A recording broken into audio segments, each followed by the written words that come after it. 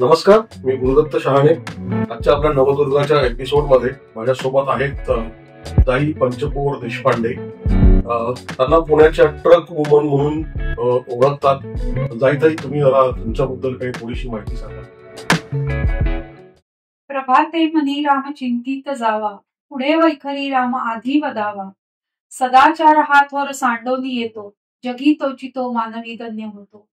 हा व्यवसाय करताना देखील माझ्या व्यवसायाचा मूलमंत्र पाळत मी या ट्रान्सपोर्ट सारख्या व्यवसायात आले. मी 2 सेगमेंट मध्ये काम करते. एक आहे ट्रक ट्रान्सपोर्ट आणि दुसरा आहे पब्लिक ट्रान्सपोर्ट. Okay, great. माझा एक सोपा आणि पहिला प्रश्न आहे की BA MA मराठी आणि ट्रक व्यवसाय, तुम्ही या व्यवसायामध्ये कशा? मी या व्यवसायामध्ये माझ्या वडिलांच्या आजारपणानंतर आले. खरं तर BA आणि MA मराठी साहित्य घेऊन जेव्हा केलं तेव्हा प्रोफेसर होणार हे कुठेतरी मनात ठरवलेलं होतं, म्हणून ठरवून या साईडला गेलेली होती. पण 2007 साली जेव्हा वडिलांना पॅरालिसिस झाला आणि ते शारीरिक आणि मानसिक दृष्ट्या ट्रान्सपोर्ट सारखा स्वतःचा व्यवसाय सांभाळणारा अशक्य होतं त्यांना, तर हा व्यवसाय पुढं कुणी करायचा असा प्रश्न निर्माण झालेलाच होता.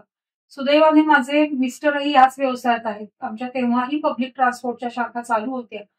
परंतु आई वडिलांनी हा एकत्र येऊन डिसिजन घेतला की हा व्यवसाय बंद करण्यापेक्षा या व्यवसाय तू सांभाळ. आणि मग अशा प्रकारे 2007 साली मी या व्यवसायात आले. ओके, म्हणजे तुमच्या वडिलांना तुम्ही आणि तुमची बहीण दोन. हो. म्हणजे असं कुठेही झालं नाही की बाबा आता मुलगी आहे म्हणून माझा व्यवसाय पुढे नेईल वगैरे, असं काही त्यांना हे वाटलं नाही. आणि समर्थपणे तुमच्या छंदावर ही धुरा दिली आणि तुम्ही ती वयातपणे एवढे वर्ष सांभाळत आहे. तसा ट्रकचा बिझनेस थोडासा एकतर मराठी माणूस, त्यातल्या त्यात बाई माणूस, आणि काय चॅलेंजेस होते सुरुवातीला, म्हणजे त्यांना तुम्हाला ऍज अ बॉस म्हणून ऍक्सेप्ट करणं किंवा तुमच्या सूचना पाळणं किंवा तुम्हाला त्या लोकांना हँडल करणं, म्हणजे काय चॅलेंजेस होते त्याच्यामध्ये? पहिला चॅलेंज मला एक होता की माझ्या ड्रायव्हरनी मला एक बॉस म्हणून ऍक्सेप्ट करणं. एक स्त्री आपली बॉस आहे. ड्रायव्हर कम्युनिटी आपल्याला माहितीये, त्यांना माहितीये की आपला बॉस हा आपल्याला पुरुष आहे, हे त्यांनी ऍक्सेप्ट केलेलं असतं. सो सुरुवातीच्या काळात मला असे अनुभव आले जेव्हा मी व्यवसाय हातात घेतला. टेक्निकल पार्ट सोडला तर हाच मेन ऍस्पेक्ट होता की त्यांनी माझं ऐकलं पाहिजे, माझा स्वीकार केला पाहिजे बॉस म्हणून. की जेव्हा मी त्यांना काही सूचना द्यायला फोन करायचे तेव्हा ते सरळ फोनवर म्हणायचे, सरांना फोन द्या. इथं माझ्या नवऱ्याची भूमिका खूप महत्वाची होती की त्यांनी ड्रायव्हरला फोनवर सांगितलं, मॅडमनी फोन केलाय, मॅडम सांगतात तर तुमचं तुम्ही दोघं बघून घ्या. कुठंतरी समाजाला असं वाटू शकतं की अरे नवऱ्याने अंग काढून घेतलं का. नाही, इथं त्यांनी ड्रायव्हरला सवय लावली की एक लेडी तुमचा बॉस आहे हे एक्सेप्ट करण्याची, आणि मलाही स्वतंत्रपणे बोलण्याची मुभा दिली की तू बोल. म्हणजे दोन्ही प्रकारे त्यांनी एक हे एक्सेप्टन्स दिला दोघांना की तू बॉस आहेस, आणि त्यांनी ते एक्सेप्ट केलं पाहिजे. ही त्यांची भूमिका महत्वाची होती. पुढचं चॅलेंज असं होतं की मला सगळं शिकायचं होतं, कारण माझं शिक्षण आणि हे क्षेत्र याचा काही संबंध नाही.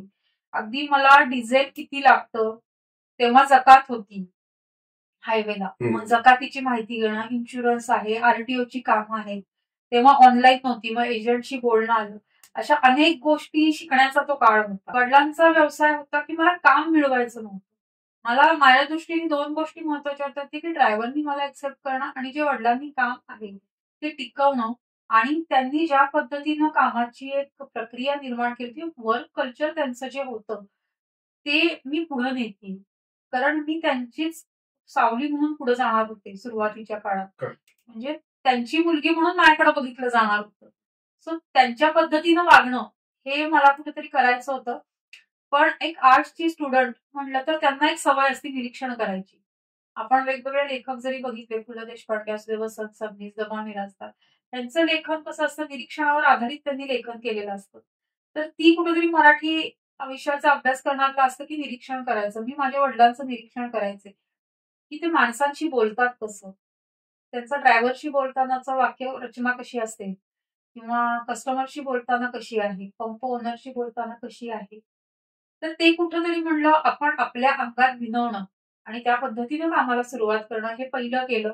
मग सुदैवाने यजमान ह्या व्यवसायातले असल्यामुळं मला टेक्निकल गोष्टींची हळूहळू माहिती होत गेली की आरटीओची कामं आहेत, इन्शुरन्सची कामं आहेत, पंपाची कामं कशी चालतात, पेट्रोल पंप, डिझेल पंप. तर ह्या गोष्टी मग शिकत गेले आणि पहिल्या दिवशीपासून एक मुंगाट मनाशी पक्की बांधली होती की फक्त सहीपुरता व्यवसाय करायचा नाही. कारण माझ्यासाठी असं होऊ शकलं असतं की मिस्टर ह्याच व्यवसायात आहेत तर ही सही करते आणि सगळं ते बघतात. तर ही मुंगाट मनाशी पक्की बांधलेली होती आणि त्यांनी मला मिस्टरांनी साथही दिली की मी शून्यापासून सगळं शिकेन, स्वतः उभी राहीन आणि नुसतं सह्याची अधिकारी होणार नाही. खऱ्या अर्थाने हा बिझनेस म्हणून करेन.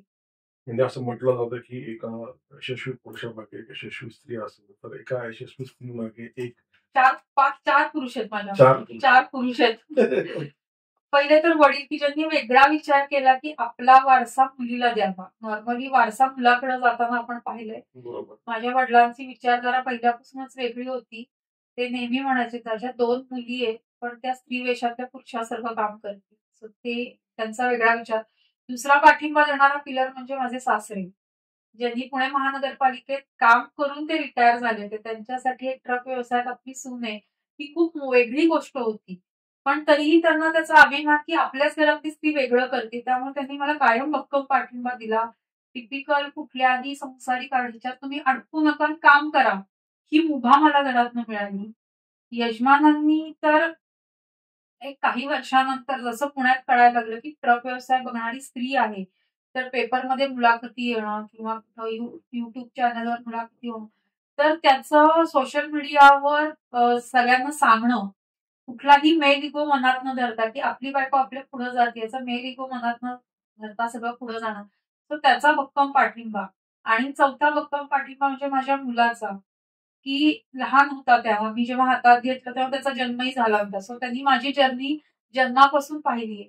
सो कधी कधी त्याला वेळ न देता येणं किंवा त्याला काही हवं असतानाच मी कॉलवर असणं, अशा अनेक गोष्टी असतानाही त्यांनी सांभाळणं किंवा आता त्याची 10वीची परीक्षा असताना मी कॉन्फरन्ससाठी 5 दिवस हैदराबादला असणं, ते त्यांनी मोठ्या मनाने ऍक्सेप्ट करून आई गो अहेड हा पाठिंबा देणं म्हणजे माझ्या यशस्वी स्त्रीच्या मागं एक वेगळा विचार करणाऱ्या 4 पुरुषांची फौज माझ्या मागे असं मी म्हणते, एक सुद्धा नाही. चलो गुड. किती ट्रक्स आहेत तुमचे आणि किंवा तुमच्या संबंध तुमचे जे हे असतात? माझे स्वतःचे आणि कनेक्टेड म्हणलं तर माझ्याकडे 40 एक ट्रकची 40 एक ट्रक आहे आणि तुम्ही कुठून कुठपर्यंत प्रवास बघता या ट्रकचा? NH4 म्हणजे पुणे, सातारा, कोल्हापूर, बेळगाव, धारवाड, त्यानंतर पुण्यापासून वापी, अहमदाबाद, सरीगम, गुजरातला एक आणि इकडं नाशिक, चाकण म्हणजे जिथे इंडस्ट्रियल एरिया आहे. ट्रक म्हणलं जिथे इंडस्ट्रियल एरिया डेव्हलप होतोय त्याप्रमाणे. आणि आता अजून आमचं वाढवायचं चाललंय की महाराष्ट्रातले अजून काही असे भाग आहेत की जिथं गव्हर्नमेंटची कामं आहेत ट्रक मधली, ती घेण्याचा आम्ही आता विचार करतोय. आता ही कामं आहेत ही सगळी कॉर्पोरेट किंवा प्रायव्हेट कामं. गव्हर्नमेंट सेक्टरमध्ये आम्ही अजून ट्रक लाईन मध्ये नव्हतो. सो आता त्या क्षेत्रामध्ये जाण्याचा विचार करतो. मगाशी मला प्रश्न विचारायचा राहून गेला की ट्रक ड्रायव्हरशी बोलताना त्यांना असं एवढं सॉफ्ट बोललेलं त्यांना पचतं का?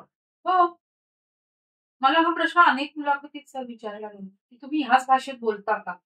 मी ह्याच भाषेत बोलते. काय आहे, जेव्हा तुम्ही हार्डवर्ड मध्ये बोलता तेव्हा त्यांना ती सवय होती काय जोरात बोलतीलच सोडून देत नाही. मला असं वाटतं की मी जेव्हा ह्या भाषेत बोलते पण कडक शब्दात, तो घसरू न देता, तेव्हा त्याचं प्रेशर जास्त पडतं की आपल्याला एक स्त्री उलटून बोलत नाहीये ना, आपण कसं वागतोय. हे कुठेतरी नसलेलं प्रेशर क्रिएट होतं काम चांगलं. हा माझा आतापर्यंतचा अनुभव आहे. आणि तुमच्या पब्लिक ट्रान्सपोर्टच्या पण बसेस आणि कार्स आहेत, हो. त्या साधारणतः त्याचा किती फ्लीट आहे तुमच्याकडे आता? किती सांभाळतात? बसेस 8 आहेत, कार 8 आहेत, ओन्ड आहेत, प्लस कनेक्टेड भरपूर आहेत. कनेक्टेड आम्ही महाराष्ट्रभरचे सगळे मराठी ट्रान्सपोर्ट व्यावसायिक एकत्र केले की आमचा एक आता मोठा असा आहे की विल गो टुगेदर. हो, तुम्ही आपलं चाललं होतं की साधारणतः 300 मराठी उद्योजकांना तुम्ही घेऊन एक अशी मोठी चळवळ सुरू केलेली आहे. त्यामध्ये चालक मालक योजना आहे किंवा त्यांच्याकडे फ्लीट आहे की त्यांना एंगेज करतो की तुम्ही घ्या गाड्या, आम्ही काम आणून देतो. अशा प्रकारे फार मोठी जबाबदारी आहे तुमच्या. आणि आता या सेगमेंट करू हो. इच्छिते की मी गडकरींचं भाषण नेहमी ऐकले की मराठी माणूस उद्योग व्यवसायात मागं आहे. तर ते नेहमी म्हणायचे की जॉब गिव्हर व्हा, जॉब सीकर्स होऊ नका. की पूर्वी कसं होतं, मराठी माणूस नोकरी करणार, पैसे कमवणार, एफडी करणार, झालं रिटायरमेंट सेक्युअर झालं, पेन्शन मिळणार. सरकारी असेल तर पेन्शन, प्रायव्हेटमध्येच पेन्शन. ते कुठेतरी क्लिक व्हायचं. आणि माझ्या वडिलांचं कायम असं वाक्य असायचं की मी फक्त माझं घर नाही चालवणार, मी अजून 4 लोकांचं घर चालवणार. ते कुठेतरी लहानपणापासून बघत आलो. मग तेच आमच्या दोघा नवरा बायकोंचं त्या बाबतीत एक वाक्य झालं की आपल्यामुळे अजून घर चालतंय. अनेक घरं उभी राहतात. आपण उद्योग नोकऱ्या निर्माण करतोय, म्हणजे आपण जॉब गिव्हर्स होतोय. सो ते कुठंतरी गडकरींचं डोक्यात होतं वाक्य आणि मग त्याप्रमाणे काम करत गेलो आणि मग हा चांगला पण हा व्यवसाय तसा 24/7चा व्यवसाय हो आहे. हो म्हणजे याला काय असं फिक्स टायमिंग नाही नाही, किंवा नाही, सकाळी नाही. 10ला ऑफिस उघडलं आणि संध्याकाळी 6ला बंद करून घरी गेलं. ऑफिस म्हणजे टेबल खुर्चीवरचं काम बंद होईल, इथून तुमचं काम बंद होत नाही. आणि फोन्स पण चालू असतात. फोन चालू असतात, चालू असावेच लागतात. मग असं काही एखादा इन्सिडन्स म्हणा किंवा असा एखादा की त्यात तुम्हाला खूप या पूर्ण ह्याच्यामध्ये जर्नीमध्ये काही त्रास झालाय किंवा तुम्हाला ते मॅनेज करताना तुमची धांदळ उडाली, तुम्ही कसं सॉल्व्ह केला तो प्रॉब्लेम? नाही, मला असं वाटतं की सुसंवाद, तुमचे समाजातल्या वेगवेगळ्या घटकांशी असलेले संबंध हे अशा वेळेला ओळखीला येतात. आता गाड्या ब्रेकडाऊन होणं ठीक आहे, म्हणजे नॉर्मल गोष्ट आहे. 7-8 वर्षांनी कधीतरी ते इंजिन आहे, त्याचं काम निघणार. पण मग त्यावेळेला गाडीतला 6-6, 8-8 टन माल क्रॉसओव्हर करूनही आम्ही गाड्या पाठवलेल्या आहेत. तोपर्यंत कस्टमरला सांगून त्याच्याशी बोलणं ही एक तुमचं एनर्जी वापरणारी गोष्ट असते. पण मग तुमचा प्रिव्हियस एक्सपिरियन्स असेल चांगला तर होऊ शकतं. अनेक ठिकाणी असं होतं की आरटीओ किंवा वाहतूक विभाग यांच्यातलं मिसकम्युनिकेशन त्याचाही तुम्हाला स्ट्रेस येतो, आलेलाही आहे. पण मी जसं म्हटलं की संवाद आणि समाजातल्या विविध घटकांशी असलेले तुमचे चांगले संबंध त्याचा कायम उपयोग करायची गरज नाही पडत.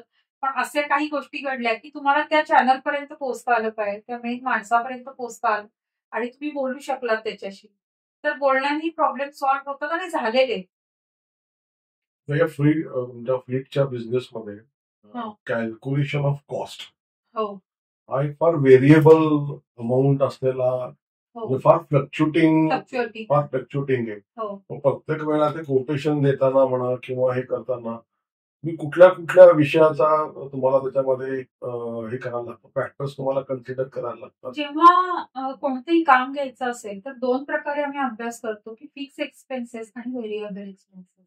आता गाडी हा विषय घेतला, कमर्शियल गाडी, तर त्याचा फिक्स एक्सपेन्सेस आहे की ड्रायव्हर आहे, डिझेल ड्रायव्हर, इन्शुरन्स, म्हणजे ड्रायव्हरमध्ये त्याचा भत्ता आणि त्याची सॅलरी. इन्शुरन्स आहे, मेंटेनन्स आहे, आरटीओ टॅक्सेस आहे, ईएमआय आहे, डेप्रिसिएशन आहे. ते होतच राहणार.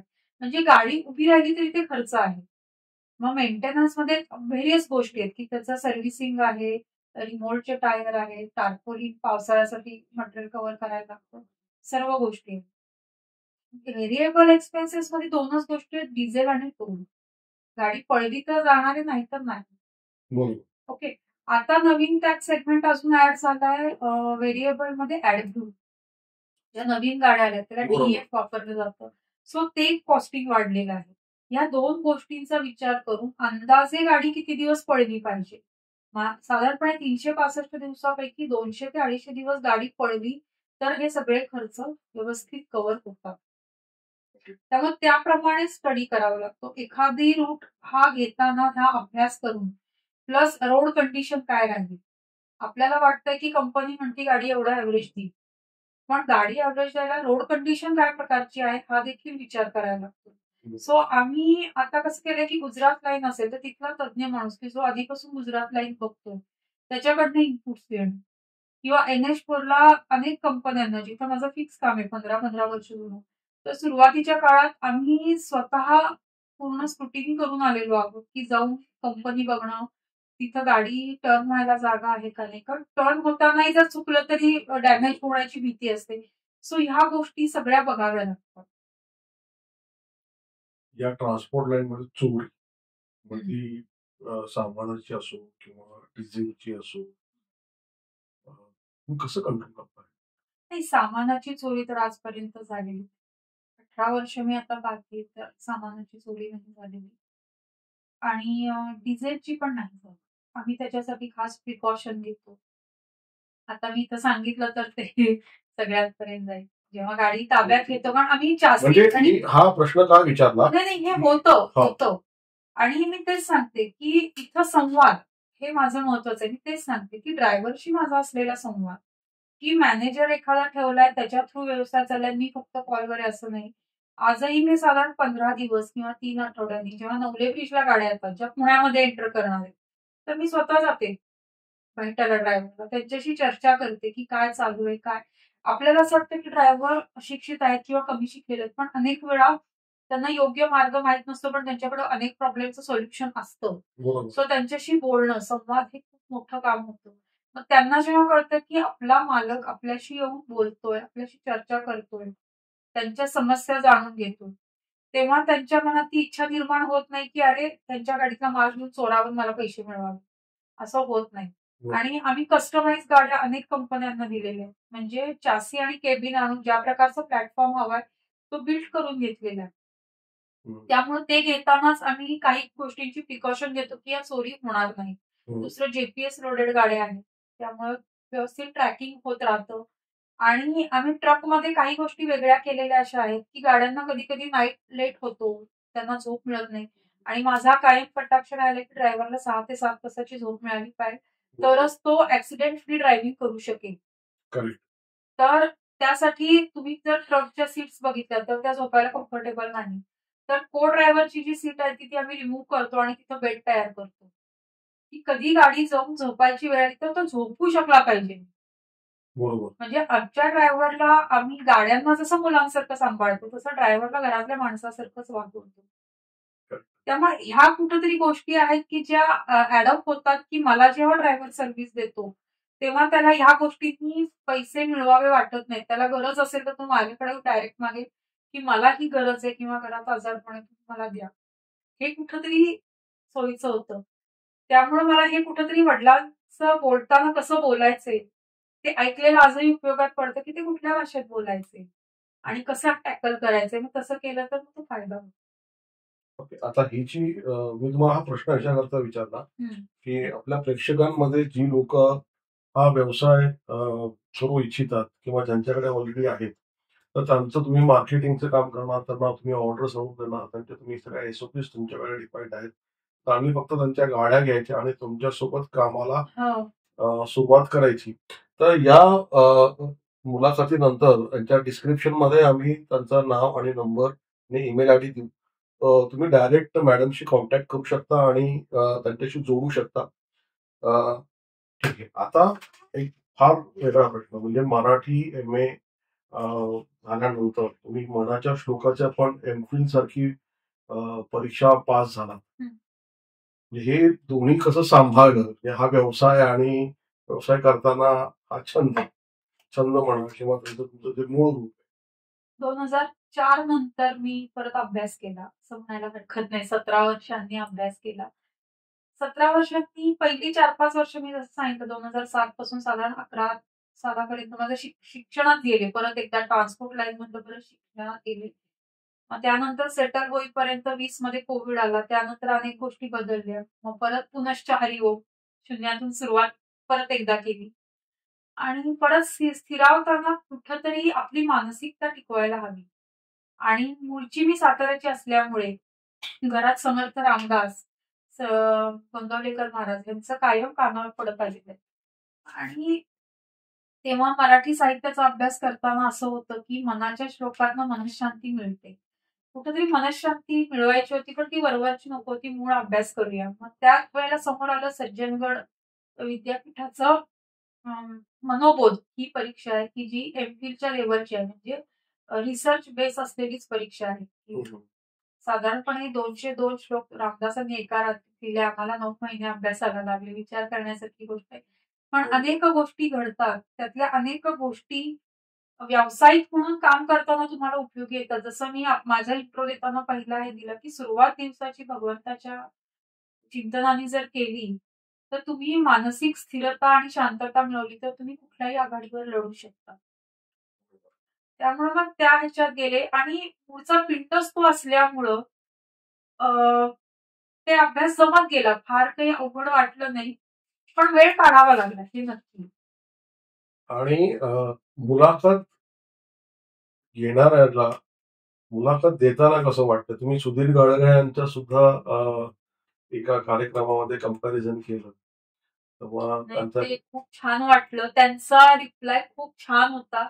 कारण माझ्या मते जे मुलाखत घेणारे आहेत किंवा जे निवेदन सूत्रसंचालन करतात आणि ज्या वृक्षक गोष्टीला त्यांनी एक प्रकारचं ग्लॅमर म्हणण्यापेक्षा एक मानाचं स्थान मिळवून दिलं आणि अत्यंत चपखल शब्दात ते घ्यायचे. असं पारंपरिक पद्धतीने कधी मुलाखती त्यांनी घेतल्या नाहीत किंवा त्यांचं भाषेवरचं प्रभुत्व छान वाटलं आणि त्यांनी एक सल्ला दिला होता, की मराठी माणूस किंवा मराठी भाषेवर ज्याचं प्रभुत्व आणि प्रेम आहे, तो कस्टमरला आपलं म्हणणं नीट पटवून देऊ शकतो. आपलं जे कोटेशन आहे, त्याची सुद्धा डिटेल तुम्ही नेमक्या शब्दात मांडू शकता. तुम्हाला शब्द शोधावे लागत नाहीत, कारण ते तुमच्या जिभेवरच असतं. मध्यंतरीच्या पुराच्या काळामध्ये सुद्धा तुमच्या बऱ्याचशा गाड्या या NDRFच्या ताफ्यामध्ये तुम्ही पाठवल्या होत्या. तर त्यावेळेसचे काही अनुभव, काही तुम्हाला काही सांगावं वाटलं? नाही, लोक दुवा देतात, आशीर्वाद देतात, मदत केली आणि ती हवीच सगळ्यांना. सगळे त्या आम्ही अशी टीम केलेली की जी ती सेक्टर बघते. मग ते पाठवत असतात सगळीकडं. चॅलेंजिंग काम आहे. कुठेतरी असं वाटतं की असं म्हणजे पैसे कमवणं हा व्यवसायाचा उद्देश आहे. परंतु जेव्हा लोकांचे जीव वाचतात, त्यांना काही मदत केली जाते. कुठेतरी भगवंतांनी आपल्याला माध्यम केलं त्यांची मदत करण्यासाठी असंही वाटतं आणि मानसिक समाधान मिळतं. कारण काय असतं, लोकांना असं वरवर वाटतं की अरे हे फक्त व्यवसाय करतायत, पण व्यवसाय करता करता सुद्धा जो एक माणुसकीची जी कडा आहे ती तुम्ही जपता, ते लोकांपर्यंत सहसा येत नाही. असं ते कळत नाही. म्हणून मी म्हटलं की आवर्जून, कारण अशा ठिकाणी तुमच्या गाड्या असतात, म्हणजे NDRFची टीम असते, पण NDRFची टीम ज्या गाड्या घेऊन जाते त्या गाड्या सगळ्या तुमच्या असतात. Very good. मराठी व्यावसायिकांना अजून या व्यवसायामध्ये त्यांना यायचं असेल किंवा तुम्ही जे करता त्याच्यामध्ये असेल, तर तुम्ही त्यांना काय सल्ला द्याल की काय त्यांनी अभ्यास करायला पाहिजे किंवा कुठल्या गोष्टींचा त्यांनी विचार करायला पाहिजे? कारण तुम्ही म्हणाल तसं आता बऱ्याचशा ऑनलाईन कंपन्या तुमच्या स्पर्धा म्हणून उभ्या राहिलेल्या आहेत, पोर्टर सारख्या वगैरे. मग हे जे इंडिव्हिज्युअल लोक आहेत ते कुठेतरी त्यांना त्याचा फटका बसलेला आहे. तर त्यांनी काय अभ्यास करायला पाहिजे किंवा कशा पद्धतीने काम करायला पाहिजे? आत्ता काम मिळतंय म्हणून मिळेल त्या रेटमध्ये काम करू नका. त्यांनी तुमच्या भविष्यावर परिणाम होऊ शकतो. तुम्ही मार्केटला सवय लावता की आम्ही एवढ्यात करतो. तुम्ही काही दिवस त्याच्यावर तग धरू शकाल, पण शेवटपर्यंत नाही तग धरू शकत. असे अनेक व्यावसायिक आम्हाला माहिती आहेत की त्यामध्ये उत्साहाने गेले करायला आणि नंतर प्रचंड आर्थिक नुकसान सोसून सगळं त्यांना बंद करावं लागेल. तर जेव्हा तुम्ही ट्रान्सपोर्ट काय किंवा कोणत्याही व्यवसायात येणार असेल तर आधी अभ्यास करा किंवा जो त्या क्षेत्रातला आहे त्याच्याशी एकदा चर्चा करा, बोला की मी काय करू शकतो. कारण कोणताही व्यवसाय उभा राहण्यासाठी कमीत कमी 3 वर्षाचा कालावधी लागतो, की तुमचं नाव होण्यासाठी. तुमच्याकडे पूर्वीच काही असेल, बॅकग्राऊंड असेल घरातली आणि तुम्ही येत असाल तर वेगळी गोष्ट आहे. जेव्हा तुम्ही स्क्रॅच पासून सुरू करता, म्हणजे तुम्ही स्वतः फर्स्ट जनरेशनचे या व्यवसायात येता, तेव्हा तुमच्याकडे थोडंसं आर्थिक पाठबळ हवं. कारण आर्थिक याच्यावरच तुम्ही काम करता. काही स्ट्रीम अशा असतात की तुम्हाला काम केल्या क्षणी पेमेंट आहे. नाहीतर आपल्याला माहितीये की आज MSME रजिस्ट्रेशन आहे, तर तुम्हाला समोरचा कस्टमरही 1.5 महिन्यांनी पेमेंट करू शकतो. तर तुमची सस्टेन करण्याची कपॅसिटी असली पाहिजे. मग त्यासाठी कोणत्या आर्थिक योजना शासनाकडनं पण अनेक राबवल्या जातात. त्याची माहिती घेऊन तुम्ही विचारपूर्वक व्यवसायात उतरलं पाहिजे. ट्रान्सपोर्ट हा व्यवसाय असा नाही की मला दुसरं काही जमत नाही म्हणून मी गाडी घेऊन या व्यवसायात आलो.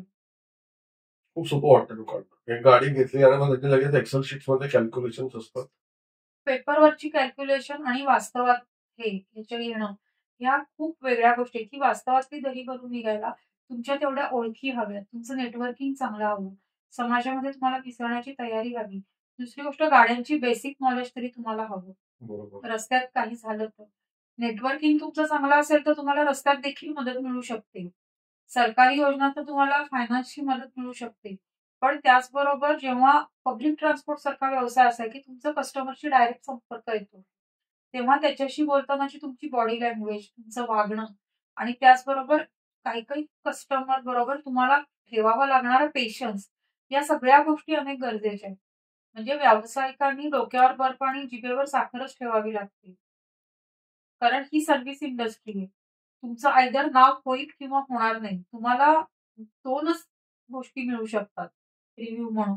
एक तर चांगलं आहे नाहीतर वाईट आहे. मधला रिव्ह्यू मिळत नाही. बरोबर. सो तुम्हाला जर चांगला रिव्ह्यू मिळवायचा असेल तर ह्या गोष्टी हव्या. आणि नेटवर्किंग मधनच काम मिळणार आहे. मग ते नेटवर्किंग व्हायला तुम्हाला वेळ द्यावा लागणार आहे. घरी बसून तुमच्याकडे काही येणार नाही.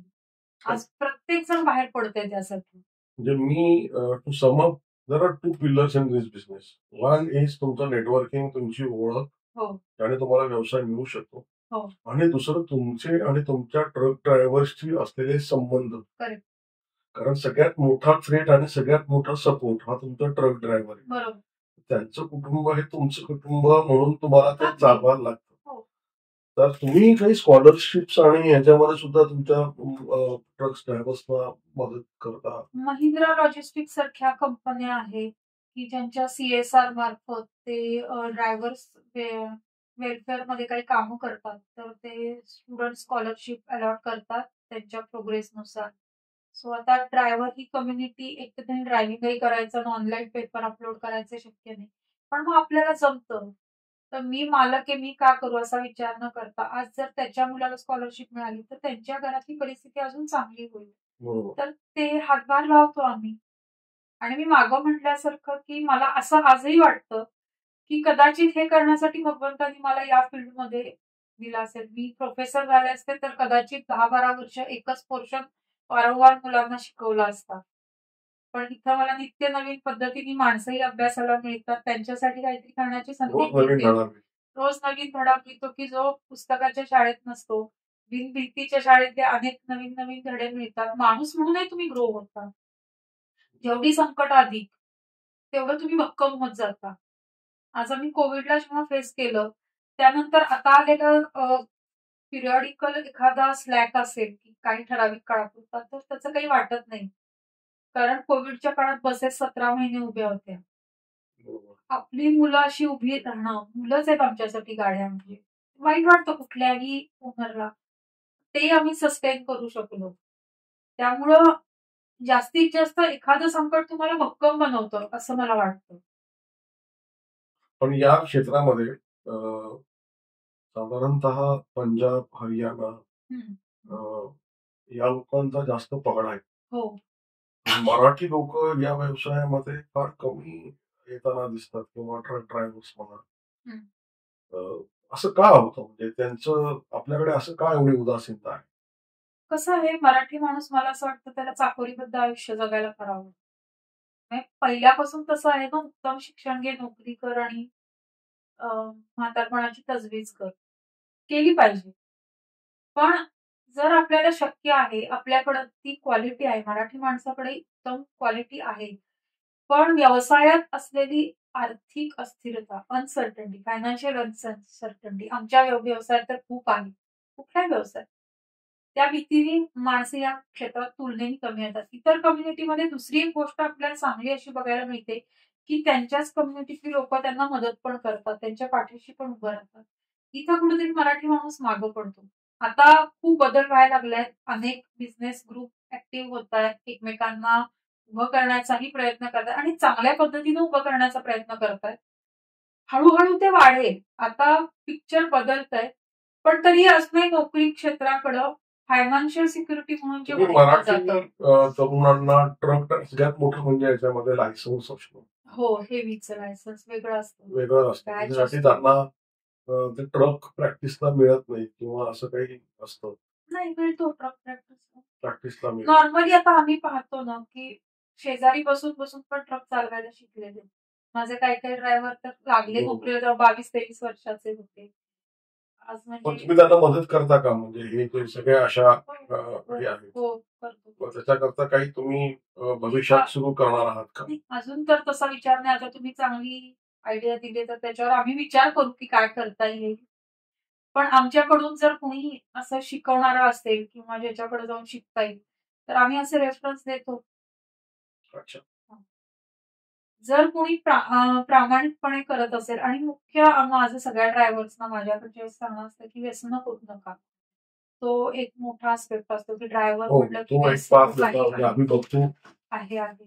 पण आलेला आहे, असा पण अनुभव आलेला आहे. मी तेच सांगते, माझ्या ड्रायव्हर्स बरोबर त्या ड्रायव्हर्सचे जे इतर मित्र आहेत त्यांनी माझं वागणं पाहिल्यामुळं त्यांच्या मनात नकळत माझ्याबद्दल आदर होता. आणि ही मागच्या 1-2 वर्षातलीच अशी घटना आहे की नवीन ट्रक घेतला.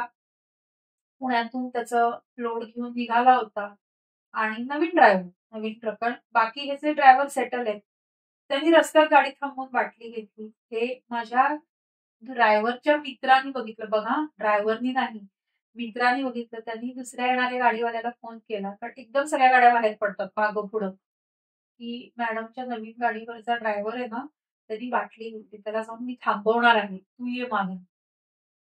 ज्यांनी बघितलं त्याचा माझ्याशी काहीच संबंध नव्हता, पण माझ्या आयुष्यात काही चांगल्या घटना घडल्या किंवा काही नवीन गाड्या घेतल्या तर मी त्या सगळ्या ड्रायव्हर्सना पेढे पाठवायचे. ह्याच्या पलीकडे माझा असा समक्ष संबंध कधी आला नाही. त्या चांगुलपणाने त्यांनी ती गाडी थांबवली, त्या माणसाला उतरवलं आणि स्वतः बसून ती गाडी नेली. तिथं काही संबंध नव्हता. आपण चांगलं पेरलेलं आहे. माझ्या ड्रायव्हर बरोबर त्यांच्याबरोबर तो माणूस आहे, तर मग त्यालाही देऊ देत ना पेढा, काय फरक पडतो, आपल्या आनंदात सहभागी होऊ देत. हे कुठंतरी आपलं वागणं, आपलं पेरलेली गोष्ट उगवली की त्यांनी तो ड्रायव्हर उतरवला. तेव्हा आयुष्यात पहिल्यांदा मी ड्रायव्हरकडनं अपशब्द ऐकले की तुम्ही मला असं उतरवू कसं शकता. तेव्हा खूप नाही, थोडा रुद्रावतार धारण केला. शिव्या नाही दिल्या, रुद्रावतार धारण केला की हे माझ्याकडे नाही चालणार. त्यानंतर त्यांनी मला परत फोन करायची हिंमत नाही केली. पण ही गोष्ट माझ्या अगदी म्हणजे लक्षात राहिलेली आहे की ड्रायव्हरच्या मित्रांनी ज्यांनी फक्त वागणं बघून मला ही मदत केलेली आणि नवी गाडी पहिल्याच ट्रिपला जर काही मिस हॅपन होऊ शकलं असतं ते नाही झालं. साधारणतः ही ड्रायव्हर लोकांचं अर्निंग महिन्याला कितीपर्यंत असतं अंदाजे? डिपेंड्स. कुठल्या रूटवर गाड्या जात आहेत, किती तास ड्रायव्हिंग होत आहे. चांगल्या ड्रायव्हर 25-30 पर्यंतही घेऊ शकतात. तुमच्या कामापद्धतीने की मला काम आणि आम्ही त्यांना असं टार्गेट्स पण देतो की तुम्ही ब्रेकडाऊन कमी करा, जास्तीत जास्त ट्रिप्स कशा करता येतील, एफिशियंटली बघा, फ्युएल कन्झम्पशन चांगलं द्या, कारण ऍट द एंड सगळा खर्च जर पंपावर जात असेल तर तर तेही उत्साहाने करतात काम, त्यांना त्यांचं इन्कम वाढतं. तर आता इथे थोडंसं थांबूया. परत एकदा पुढच्या वेळेला जरा अजून डिटेलमध्ये अजून प्रश्न घेऊन मी. पण हे संपवताना 2 गोष्टींसाठी मी अपील करीन की एक तर मराठी व्यावसायिक जे आहेत त्यांना या व्यवसायामध्ये यायचं आहे. मग त्या महिला असतील किंवा पुरुष असतील तर आम्ही ताई मॅडमचा नंबर, त्यांच्या ऑफिसचा नंबर, त्यांचा ईमेल आयडी आणि एक गुगल फॉर्म देणार आहोत. त्यांचा जर इंटरेस्ट त्याच्यामध्ये करू शकतात आणि त्यांच्याकडून तुम्हाला नक्कीच कॉलबॅक येईल. थँक्यू ताई, तुम्ही इथे आलात आणि छान वाटलं. मलाही संधी दिली आणि मी माझं एकच मोठं आहे की जे समर्थांनी सांगितले, आपण असे जे जे खावे ते इतरांशी सांगावे, शहाणे करून सोडावे सकळे. थँक्यू. नमस्कार. नमस्कार.